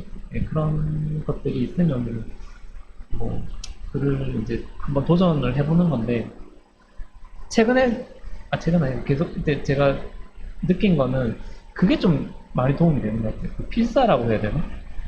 이제 다른 사람의 글들을 한번 보거나 하는 건데, 제가 기자 생활을 하면서도 처음에는 글 못 쓴다고 많이 혼났거든요. 근데 저는 요새 좀 필사를 조금씩 하거든요. 되게 잘 쓴 기자들의 글을 보면서 이렇게 필사라는 건 남이 쓰는 따라 쓰는 거죠. 그대로 따라 쓰면. 근데 약간 손으로 쓰는 네, 거. 손으로 베껴 쓰는 거. 네, 근데 이제 저는 제일 중요한 게 첫 번째 문단이 제일 중요해요. 기사는. 그래서 좀 잘된 글의 첫 번째 문단만 따라서 한번 써보는 그런 습관? 그런 것도 좀 많이 하고 있고, 실제로 다른 작가분들도 그런 거를 좀 많이 추천을 하더라고요. 그래서 그런 식으로 하고, 제가 또 하고 있는 것 중에 있습니다. 이게 글이라는 게 결국에는 단어의 조합이거든요. 그래서 어떤 단어를 쓸 것인가, 이거를 되게 중요한 것 같습니다. 그래서 그런 수첩을 가지고 다닐 수도 있고, 저 같은 경우는 메모장에다가 단어만 따로 정리해요. 그래서 이 단어의 정확한 뜻을 한번 찾아보는 거죠. 그래서 이런 단어는 이때 쓰면 좋구나, 이렇게 한다거나, 아니면 어떤 표현이 되게 예쁘거나 이런 거를 또 따로 이제 정리를 해놓는 거죠. 그래서 이런 식으로 표현할 수도 있겠구나라고. 그걸 제가 이렇게 수집이라고 표현을 하거든요. 그거를 그렇게 단어 수집, 예, 그런 표현 수집 뭐 이런 식으로 해서 그거를 계속해서 습관을 들이면 좋은 것 같습니다. 제 노하우입니다. 좋아요. 예, 필사를 해라. 예, 필사도 하고. 네. 박보 작가님 어떠세요? 저는 글을 잘 쓴다는 거는 말을 하는 거랑 굉장히 연관이 많다고 생각을 해요. 그래서 문장은 짧을수록 좋은 것 같고요. 짧은 문장을 쓰는 게 좋은 것 같고, 쉬운 말을 쓰는 게, 그러니까 보는 사람이 알아듣기 좋게 쓰는 게 좋은 것 같아요. 그러니까 보는 사람이 이해하기 쉽고, 우리 말할 때도 막 너무 유창하게 막 어렵게 복잡한 언어를 쓴다고 해서 말을 잘하는 것처럼 보이기도 쉽지만 소통이 안 되잖아요. 그렇죠. 그런 것처럼 글도 뭐 되게 잘 쓰는 것 같은데 무슨 말인지 모르는 경우, 그런 건 저는 조금 어려운 것 같고, 근데 그런 게 저는 글을 잘 쓰는 방법이라고 생각을 하고, 아주 그냥 원초적인 기본적인 것부터 그냥 쉽고 일단 전달하는 게 중요하다고 생각을 해서 그런 거고, 거기에다가 이제 하나 더 생각해 보면 창의적인 표현이 섞이면은 좋은 거. 제가 좋아하는 작가가 베르나르 베르베르인데요. 제가 정말 좋아하는 작가인데, 그 사람 쉽게 쓰는 것 같지는 않은데. 근데 저는 보기에 쉽게 쓰니까 소재가 그래요? 조금 그럴 뿐이지, 그게 또 번역되고 막 이러잖아요. 그렇죠, 우리나라 그렇죠. 언어가 아니니까. 근데 우리 원어로 보는 게 아니니까. 네. 그런데 그런 창의적인 그런 느낌과 표현, 그런 걸 좋아하는 것 같아요. 저도 공감해요. 그거는 좀 쉽게 쓰는 거. 네.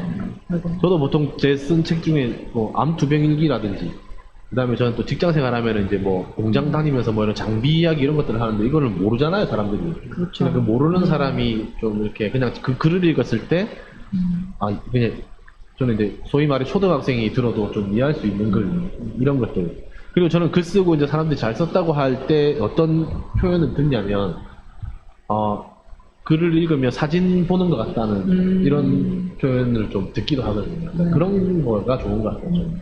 읽는 사람이 쉽게 읽을 수 있는, 맞아요. 네. 좀 쉽게 이야기하는 그런 것들 좀 공감이 되는 것 같습니다. 자, 다음 질문 볼까요, 그러면? 채팅에 여기 질문 올라왔어요. 네, 이건 나중에 마지막에 알겠습니다. 몰아서 보는 걸로 할게요. 네, 알겠습니다. 자, 글을 쓰고 싶은데, 글을 쓰고 싶은데 너무 귀찮다. 너무 귀찮다. 그런 거 있잖아요. 뭔가 소재가 떠올라서, 아까 박호님처럼 오늘 열받는 일이 있어가지고 글을 써야 되는데, 네. 근데 막상 이불 속에서 그 생각이 났는데 일어나서 글 쓰기 싫어. 귀찮아. 그럴 때 어떻게 합니까? 귀찮은데 안 해요. 안 써요. 그냥 안 해요. 네. 근데 써야 돼. 이거 근데 무조건 너무 써야 돼. 이게 소재가 참 좋은 소재야, 이거. 근데 써야 돼. 어떨 것 같아요? 그 분노를 더 끌어올리는 거죠. 네. 무조건 이제 본인이 이거를 안 쓰면은 안 된다. 뭐 이런 생각으로. 무조건 써서 기록을 남겨야 된다. 그 분노심을 더 해서 어떻게든 쓰려고. 귀찮음을 이길 수 있는 소재가 나타날 때까지. 그렇죠. 참태 작가님 안 쓸 것 같은데 그냥. SNS에 보통 글을 쓰면은 사람들이 좀 공감이나 이런 걸 많이 해주잖아요. 그런 걸 좀 많이 이용을 하면 좋을 것 같아요. 왜냐면 자기 혼자 쓰면은 아무래도 귀찮으면 안 쓰니까. 근데 사람들이 좀 좋아요 누르고 댓글도 달아주고 일단 그렇게 관심을 받으면 또 글쓰기가 훨씬 더 수월해지니까. 블로그에 꾸준하게 여러분 계속 올리시면 반응이 옵니다. 그렇게 해서. 그건 맞는 거예요. 네, 그러니까 하면, 일동일 포스팅 해라. 네, 맞아요. 그런 식으로 계속 하면 올리면은 누군지도 모르는 사람이 저한테 막 댓글 달면은 막 이렇게 상상하기 시작하지 않습니까? 그렇게 하면 누굴까? 무슨 상상을 하는데요? 아니 이게 약간 뉘앙스가 이상해. 무슨 상상? 어떤 사람일까? 뭐 이렇게 내한테 되게 관심을 가지고 있구나 이렇게 생각을 하기 때문에 여잔가? 이런 생각이 그렇겠죠. 일단 그게 좋은 동력이 되는 것 같습니다. 아무튼 사람 누구나 이제 약간 은큼하고 약간 그런 거. 그런 건 아니고 그 약간 사람은 누구나 다 인정받고 싶어하고 약간 싸이월드, 약간 싸이월드 온라인 다이어리 사이버 그 안에서 그거를 좋아하는 것 같아요. 씹어러버. 그런 거 있습니다. 나는 가끔 눈물을 흘린다. 그 싸이월드 다이어리. 네, 그런 거. 예. 요즘에 근데 스마트폰 좋으니까 뭐 맞아요. 이불 속에서 귀찮아도 이제 스마트폰 맞아요. 이렇게 손가락으로만 이렇게 쓸 수도 있으니까. 아까 얘기한 일동일포스팅이 자꾸 나오는데 누워서도 이불 속에서도 이제 가능하니까 그렇게 좀 귀찮아도 누워서 쓸 수 있으니까 그렇게 하시면 좋을 것 같습니다. 아, 한 가지 생각나는데 저는 그게 있어요. 저는 이제 침대에 누워서 노트북을 쓸 수 있도록 누워서 이렇게 책상 테이블 같은 거 있잖아요. 그렇죠, 그런 거. 제가 누워 있을 때 테이블 이렇게 세워가지고 거기 네. 노트북 참 누워서 이렇게 PC를 쓸 수 있거든요. 그 구매 좌표 좀 알려주세요. 있어요. 네, 알려드릴게요. 어. 그거가 제가 있어요. 저는 이제 꿈이 이제 집 밖에 집 밖이 아니죠. 이불 밖에 침대에서 안 내려가고 안 이렇게 내려가고. 일할 수 있는 이런 환경을 제가 구축하기 위해서 그런 것들을 노력을 많이 했기 때문에 네. 저는 누워 있으면 아이패드가 이렇게 침대에 거치대에서 이렇게 볼 수 있도록 되어 있고 이런 아이템들이 있거든요, 여러분. 근데 그런 아이템들을 좀 주로 아이템 좋네. 하시면 이제 침대에서도 쓸 수 있습니다. 네, 다음 질문 볼게요. 아이템을 잘 써야 돼요. 네. 자, 먼저 이거 작가가 되고 싶은데 뭐부터 시작해야 됩니까? 이 작가가 되기 전에 작가가 되기 위해서 어떤 것들을 이제 준비해서 했는지를 얘기하면 좀 좋을 것 같은데 어때요? 글 쓰는 습관을 가져야 되지 않을까요? 뭔가를 쓰는 그 질이 어떻든 간에 그 내용이 어떻든 간에 그냥 자꾸 쓰는 거 엉덩이를 붙이고 뭔가 집중하는 환경이나 누워서 쓸 수도 그러지 있다니까요. 않을까? 아 그렇죠. 뭐 어쨌든 간에 뭔가 쓸 수 있는 환경을 계속 만들고 쓰는 습관을 가져야 돼요. 어때요, 정 작가님? 동의합니다. 동의어 보감. 일단 써야 돼요. 그렇죠. 네, 일단 써야 돼요. 귀찮음을 이겨내고 맞아. 써야 됩니다. 글부터 쓰세요, 여러분. 자, 다음 질문 넘어가도록 하겠습니다. 아, 이게 색깔이 좀 그래서 잘 안 보이네요. 뭐죠? 책을 많이 읽으면 책을 많이 읽으면 글을 잘 쓸 수 있냐? 이런 질문이네요. 그건 맞는 것 같아요. 어때요? 저는 맞는 것 같아요. 쓸 게 없거든요. 저 같은 경우에는 이게 글을 좀 쓸 게 없는데 책에서는 보면 상당히 많은 아이디어와 글감과 맞아요. 소재들이 있기 때문에 책과 글은 상관성이 되게 높은 것 같습니다. 그래. 책을 읽으면은 나도 저기에 대해서 한번 적어볼까? 저 사람이 이렇게 생각하네? 나는 다르게 생각하는데? 이런 식으로 계속해서 쓸 수 있기 때문에 맞아요. 책을 네. 읽으면은 저는 책을 읽는 게 어떤 예술적 행위를 할 때 굉장히 많은 영감을 주는 좋은 그 자료라고 생각을 해서 꼭 글뿐만 아니라 음악을 잘하고 싶고 좋은 곡을 만들고 싶고 해도 책은 많이 읽는 게 도움이 많이 되는 거예요. 네, 저는 이제 혼자 좀 다른 생각이 있어요. 네. 책을 읽으면 글을 잘 쓸 수 있냐는 질문이기 때문에 네. 저도 이제 뭐 정보를 얻고 이런 거에 대해서는 책을 읽는 게 좋으나 글을 잘 쓸 수 있냐 책을 읽으면 그거는 좀 다르다고 봐요. 저는 이제 글을 읽는 사람들, 책을 많이 읽는 사람들, 헤비 유저들 있잖아요. 네. 그런 사람들이 무조건 글을 잘 쓰냐? 그건 아니거든요. 그렇죠. 네. 그건 그렇죠. 글을 네. 쓰는 거는 약간의 재능도 좀 있어야 된다고 생각하고. 맞아요. 맞습니다. 재능도 네. 좀 있어야 된다고 생각하고, 좀 논리력이 좀 좋은 사람들, 뭐 이런 사람들이 좀 이제 글로 좀 잘 쓸 수 있다고 생각하는데, 오히려 생각해보면 작가들이, 책을 안 읽는 작가들이 많아요. 그게 비슷해질까봐 뭔가 이렇게 네, 약간 그런 것도 있고, 저도 카피될까봐. 저도 이제 제가 쓰는 주제와 비슷한 책들은 잘 안 읽거든요. 네. 뭐 사실 제 글이 제일 낫다는 플렉스가 있기도 하고 이건 농담이고 어쨌든 이게 읽으면 오히려 더 이렇게 좀 이 창작 아이디어를 좀 해친다고 해야 되나? 네. 약간 그런 것도 있고 맞아요. 고정관념에 들어박히는 이런 것도 있고 그것도 맞습니다. 네. 뭐 글을 쓰는 형식이 또 다 다르잖아요. 작가들 글 쓰는 스타일, 표현하는 방식 이런 게 다 다르기 때문에 글을 쓰는 거는 책을 많이 읽는다는 것보다는 글을 많이 써보는 게 쓰고 남들한테 보여주고 피드백을 받는 게 조금 더 도움이 되지 않나 저는 그렇게 생각합니다. 어쨌든 네. 하여튼 판단은 여러분의 몫입니다. 다음 질문 넘어갈게요. 작가님들이 글 쓰는 방법 자세히 알려주세요. 비슷한 질문이긴 한데 이제 본인들이 어떻게 글을 쓰는지 네, 글을 쓸 때를 한번 돌이켜서 어떤 방식으로 쓰는지 한번 얘기를 해주시면 좋을 것 같네요. 저는 일단 하고 싶은 말을 쭉 써요.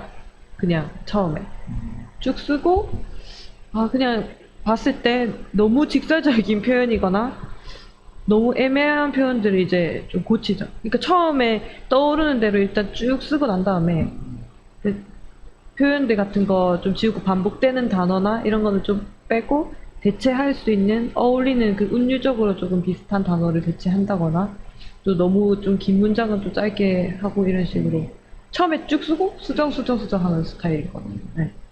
저도 처음에는 이렇게 썼거든요. 처음 시작은 이제 이런 식으로 했는데 네네네. 점점 뭐라 해야 되지? 전문적인 글을 쓰다 보니까 네. 이게 직업적인 글쓰기죠. 음. 예, 기사를 쓰다 보니 이게 어떤 기승전결이나 이런 거를 먼저 생각을 하고 어느 순간 하게 되더라고요. 처음에는 무슨 이야기하고 그래서 결론은 뭐고 그 중간에 어떤 논리를 거쳐서 이렇게 된다까지 이렇게 밑그림을 예, 그려놓고. 밑그림을 먼저 그려놓고 그 다음에 이제 글을 쓰거나 이렇게 점점 습관이 되는데 귀찮을 때가 있거든요. 그럴 때는 저도 이렇게 씁니다. 일단 쓰고 나서 이제 나중에 그걸 맞춰가는 거죠. 네. 네, 이게 말이 되나? 이러면 말이 되게끔 고치고 이런 방법이 두 가지 방법이 있는 것 같은데 일단 근데 그렇게 한번 뭐지?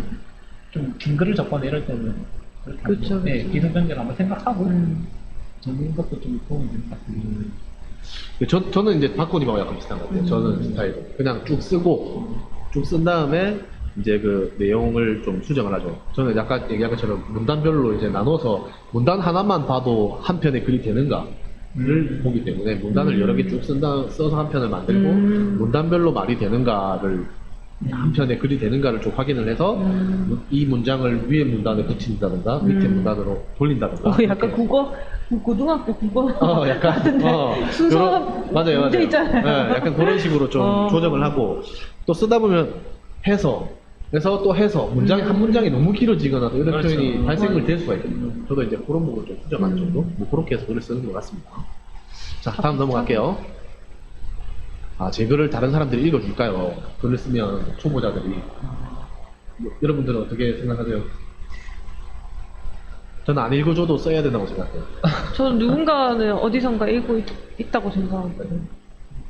SNS에 올리는 전제하에. 그렇죠? 그걸 계속 올리면은 누군가 봐도 유튜브도 마찬가지고 누군가는 내 컨텐츠를 내 글을 봐준 사람들이 어딘가는 있더라고요. 있다고 생각해요. 네. 공개해서 글을 써야 될것 같아요. 네, 공개해야 돼요. 근데 맞아요. 비공개로 혼자서 비공개는 하는 거는 좀 별로 효과가 없을 것 같고 남들한테 누구나 와서 내 글을 볼 수 있도록 공개를 하고 써야 뭐 피드백을 받아도 받고 그죠? 네, 그렇죠. 그러면 뭐 블로그 처음 만들었을 때 그런 거 있잖아요. 방문자 10명만 와서 와 오늘 10명이 왔어 하면 정확히 되거든요. 맞아요. 그 10명은 내 글을 읽었다는 거기 때문에 어쨌든 그런 식으로 이제 누군가 볼 수 있습니다. 뭐 어떤 글이든지 맞아요. 사람마다 다 생각이 다 다르고 누군가는 공감하는 사람이 아마 있을 거거든요. 뭐 공항이면 공항 누구라도 뭐 비슷한 상황이 있을 수 있으니까 뭐 읽어줄 거라고 생각하고 공개된 글을 항상 공개된 글을 쓰면 도움이 될 것 같다. 이렇게 네. 정리하면 될 것 같네요. 다음 질문 넘어갈게요. 초보들은 이제 글쓰기 초보들은 뭐부터 써야 되냐 이런 질문인데 뭐부터 쓰죠? 일기부터 쓰세요. 저는. 네, 맞아요. 저는 일기부터. 아니 있었던 네. 뭐 일에 대해서 쓰거나 맞아요. 뭐 뭐지? 그 자기가 일상적으로 사람들하고 얘기할 때도 할 얘기 없으면은 이런 거 있잖아요. 뭐 자기가 찍은 사진 같은 거 보여주잖아요. 근데 오늘 이런 일이 있었다. 이게 말이고 글이라고 했잖아요. 그렇게 생각을 하면은 포스팅할 때도 오늘 내가 이런 사진을 찍어서 올리면은 사진에 무슨 일이 있었다. 그 사진에 대해서 설명을 하는 거죠. 이런 식으로 네. 쉽게 그날 있었던 일 이런 식으로 접근을 하면 될 것 같아요. 저는 그것도 좋은 것 같아요. 그러니까 문득 생각났는데 네. 이제 보기 좋은 사진 있으면 사진을 한 장 픽을 한 다음에 네. 그 사진을 누구한테 설명해 준다고 생각하고 그거를 한번 쭉 써보는 거예요. 그렇죠. 저 비슷한 맥락에서 저는 음악 감상문을 쓰는 수업을 하거든요. 그것도 좋네요. 그게 음악을 듣고 느낀 점은, 그러니까 무조건 쓰는 그 룰대로 쓰면 돼요. 이 곡은 작곡가 누구누구의 곡이다. 뭐 처음에는 어떤 소리로 시작되는데 어떤 기분이 든다. 이 기분이 드니까 문득 옛 추억이 떠오른다. 나도 가끔 눈물을 그때 그랬다. 그런다. 뭐 그런 식으로 하면 굉장히 영화를 보고 감상문을 쓰든 음악 뭐 사진 뭐 이런 식으로 그렇게 해서 시작된 게 이제 이 편지는 영국에서 시작된 거예요. 그렇죠. 네. 편지 쓰는 것도 괜찮을 것 같아요. 편지도 괜찮아요. 네. 편지도 요즘에는 괜찮은 편지를 것 잘 안 같아요. 쓰긴 한데. 맞아요. 옛날에 우리 펜팔 이런 거. 많이 했죠. 세대 우리 세대가 같은 세대입니다. 펜팔이죠, 펜팔. 그러니까 이 편지 쓰는 요즘에 그 펜팔 편지는 안 쓰겠지만 뭐 이렇게 우리 때 채팅도 많이 했죠. 그렇죠. 어쨌든 채팅도 뭐 약간 다르긴 합니다만 어쨌든 세이클럽. 그 세이클럽 이미지 하면은 상대방한테 얼굴도 보이기 전에 제 마음을 전달하기 위해서 엄청 많은 표현들을 하게 되잖아요. 글로. 그렇죠. 네. 이게 어쨌든 이렇게 많이 써야 됩니다. 목적을 가지고. 이렇게 계속 이제 쓰는 훈련이 필요하다. 네. 다음 질문. 글을 어디에 쓰나요? 이 말을 아까 앞에 한 것 같긴 한데 처음에 글 쓰기를 어디에다 쓰기 시작했어요? 여러분들은? 싸이월드? 싸이월드. 이제 없어졌으니까 싸이월드에서 처음 글을 썼어요? 다이어리. 그냥 싸이월드 포스팅 할 때 사진 올리고 밑에다가. 그렇게 하고 싸이월드에도 원래 그냥 글 같은 것도 그냥 올리잖아요. 네, 그게 다이어리 네. 그런 맞아, 맞아. 것부터 처음에는 시작을 했었고 지금 블로그가 제일 네네. 좋죠. 블로그 요즘 뭐 페이스북에도 올리고 인스타도 네. 올리고 그죠. 처음에는 싸이월드 다이어리에 썼다. 네. 네. 저는 손으로 많이 썼었어요. 손으로. 손으로 써서 이제 스캔 떠서 이제 아니요, 인터넷에 올리지는 올리고. 않았었어요. 공개하지 않았었고 네. 이제 글 쓰는 거 워낙 좋아했으니까 뭐 손으로 쓰고 노트북에 저장해 놓거나 뭐 그런 게 많았었고 이제 블로그하고 브런치에 올리고 뭐 그렇죠. 뭐 그런 방식이죠. 비슷하게 SNS로. 맞아요. 어쨌든 우리가 앞에부터 공개된 글을 쓰라고 자꾸 얘기를 했으니까 공개된 매체에다가 쓰는 게 좋겠죠. 누구나 볼 수 있는 뭐 블로그라든지 뭐 이런 거. 혼자서 이제 글감 정리하기 전에는 저는 옛날에 에버노트도 많이 썼었어요. 에버노트에다가 네. 막 이렇게 저장해 놓으면 에버노트 기능이 티스토리 블로그 같은 경우 네. 에버노트에 내가 써놓은 걸 바로 이렇게 형식 그대로 불러와서 그냥 다듬어서 올릴 수 있고 이런 기능들도 많았거든요. 지금도 됐는지 모르겠는데 어쨌든 그렇게 이제 많이 썼고 하여튼 공개되는 매체 지금 글쓰기가 제일 좋은 거는 블로그 그 다음에 요즘에는 브런치 좋잖아요. 네. 그렇죠. 브런치 이런 데다 많이 썼었던 것 같네요. 그런 데다가 일단 쓰시기 바랍니다. 일기부터 쓰세요. 네. 이제 질문 끝났나요? 아가면 채팅에서 올라온 질문을 한번 보도록 하겠습니다. 곰돌 수학님이 지저분한 거, 일동 1포스팅, 일동 1포스팅 얘기 때문에 지저분한 거 좋대요. 일동 1포스팅 좋습니다. 네. 가장 좋아하는 작가가 누군지 이제 여쭤보셨는데, 본인이 좋아하는 작가 있습니까? 어때요? 저는 개인적으로 그 유시민 작가 글을 되게 좋아하고 진짜 유시민 작가 갑자기 너무 부럽네요. 아니 나 진짜 의식의 흐름대로. 네, 너무 부러워요. 근데 저렇게 글을 쓰면서 작가 하면서 강연하면서 이제 이렇게 만으로도 생활할 수 있다는 게 부럽고 일단 유시민 작가의 글을 보면은 상당히 경제적이라고 해야 되나? 그 짧은 문장 안에서 함의하고 있는 내용이 되게 많이 있거든요. 그게 어쨌든 짧은 문장으로 많은 것을 설명할 수 있는 그 능력, 경제적인 문장들, 그거에 되게 감명을 많이 받아서 저도 항상 스스로를 피드백해 볼 때 그걸 기준으로 삼거든요. 얼마나 경제적인 글인가? 모든 장르의 글이 다 그런 거 경제성이 좀 중요한 것 같아요. 유시민? 그렇습니다.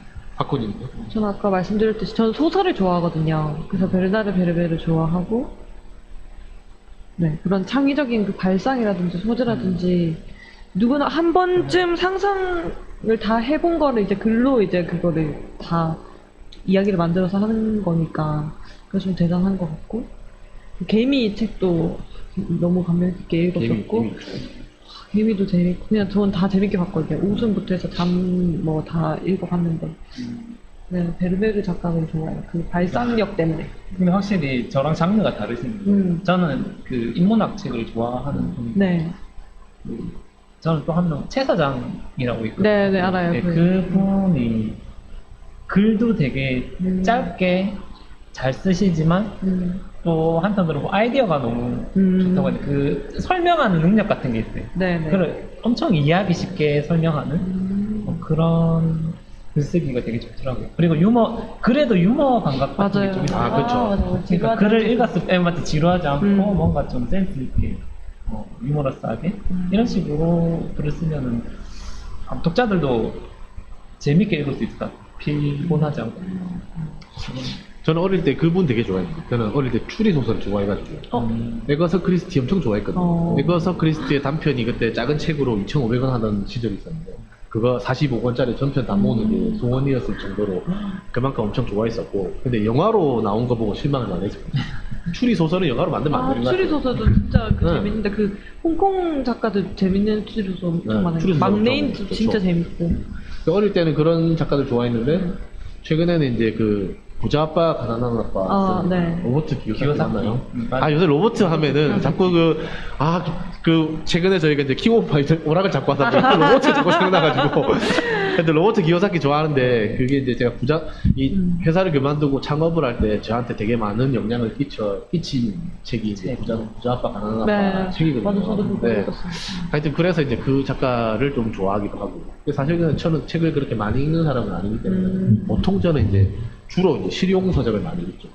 실제 생활에 필요한 책을 쓰고 이럴 때도 이제 뭐 글 쓰는 방법이라든지 아니면 책을 만드는 방법 이런 거에 대해서 먼저 한 사람들의 이야기, 지금 우리가 북토크를 하듯이 이런 네. 우리가 겪은 이야기들을 들려주는 책 이런 것들을 저는 주로 많이 약간 읽기 좀 성향 따라 좀 다 스타일이 네. 다 다른데. 맞아요. 네.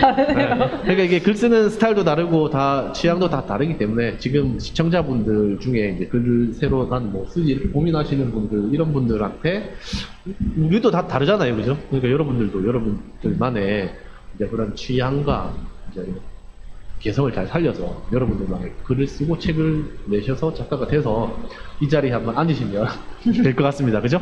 네. 자, 오늘 저희가 이제 제가 급하게 오늘 준비한다고 시간이 네. 좀 많이 줄어서 좀 아쉬운데 그래도 저는 나름 오늘도 유익한 시간 네. 만들어주신 두 분의 작가님께 감사의 말씀 드리고 싶네요. 마지막으로 한마디씩 하실까요? 박호 작가님. 아, 네. 네. 아, 오늘 또 이렇게 불러줘서 너무 감사하고 또 좋은 내용들을 함께 나눈 것 같아서 너무 재밌고 그리고 저의 이야기를 조금 한없이 얘기를 많이 한 것 같아서 좀 부끄럽기도 한데 뭐 어쩌겠어요. 다 얘기한 거. 그래서 들어주셔서 너무 감사드리고 다음에 또 레드 콘텐츠 통해서 같이 함께 할 수 있는 거 있으면은 참여하겠습니다. 감사합니다. 박호였습니다. 박수! 참새 작가님. 네, 저는 오늘 어쨌든 이런 자리 정말 감사하게 생각드리고 또 제가 오늘 공항에 대해서 또 강연을 했는데 지금 생각해 보면 저는 제 자신이 좀 대견하다고 생각을 합니다. 어쨌든 이렇게 공황장애 나의 이야기를 이렇게 책으로 쓰고 또 이거를 사람들한테 설명하고 도움을 줄 수도 있다라는 이런 사실이 진짜 스스로 좀 대견하다고 생각을 합니다. 여러분들도 좀 많이 실천하는 작가가 됐으면 좋겠고 아무튼 제가 또 홍보한 게 할게요. 유튜브를 또 개인 유튜브를 하고 있습니다. 그 참새 인문학이라고. 거기서 또 공항 뭐 관련 되거나 아니면 인문학 관련 여러 가지 컨텐츠를 올릴 예정이니 그것도 많이 참고해 주시면 감사하겠습니다. 이상입니다. 네, 경남 2020년 온라인 미디어 예술 활동 지원 사업 아트 체인지업으로 진행되는 나도 작가가 될 수 있나요? 북토크. 오늘 짧은 시간이었지만 두 분의 작가님들과 유익한 이야기 나눠봤고요. 다음 시간에 또 언제 될지 모르겠으나 다음에 더 유익한 프로그램으로 여러분들 찾아뵙도록 하겠습니다. 자, 시청해주셔서 감사드리고요. 다음 시간에 또 뵙겠습니다. 안녕. 다음에 또 만나요.